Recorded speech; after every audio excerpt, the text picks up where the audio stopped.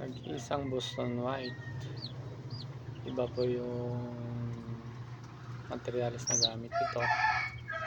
Tapos ito yung mga sweater cross ko sa gray. Sa babae yung sweater, lalaki yung grays. So this is a day old chick. So pinapakain ko.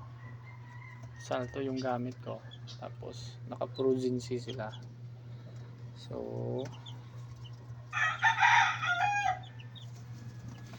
hopefully lalaking malsog.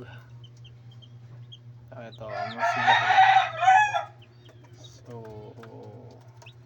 update lang po after 10 days kung ano na po yung kalalabasan nito. This is a brooder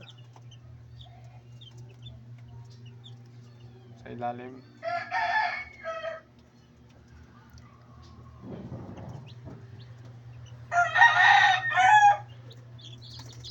Lusog to, nasisigla.